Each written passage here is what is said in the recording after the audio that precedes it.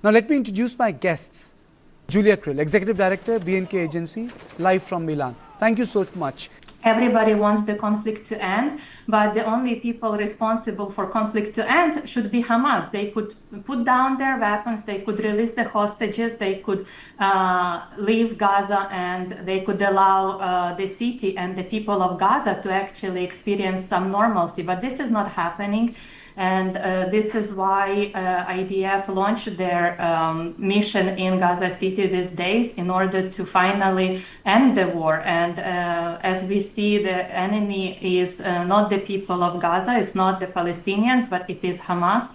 So I'm very sad to see that in the international media there is lack of understanding of that aspect.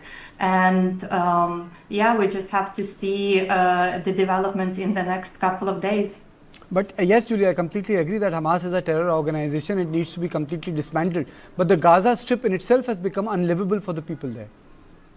Yeah, yes, of course. It was going to take a lot of time and effort to rebuild the city, but in order to achieve that, the area needs to be free from Hamas in order to, as my co-speakers mentioned, to de-radicalize the area and to demilitarize the area, because there is no way to rebuild the city when there is still kilometers and kilometers of tunnels under the city, and there is still a terrorist organization who is de facto hosting control of it. So there won't be any opportunity to redo it, because even if we freeze it for the next 5 years, the same thing is going to happen again. You know, the reason why, and this is, I like the closing comment from Julia, the reason why I asked this question, Julia, because Israel's drive to weed out Hamas from West Asia has had an impact on the Indian subcontinent.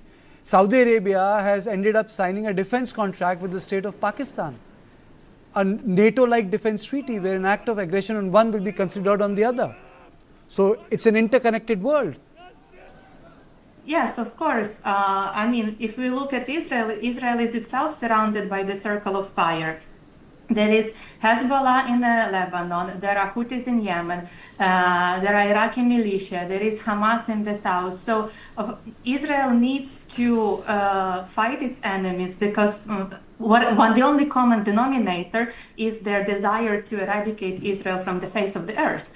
And in order to achieve that, Israel needs to first combat Hamas, completely destroy its leadership in order to ensure that it has the safety around its borders.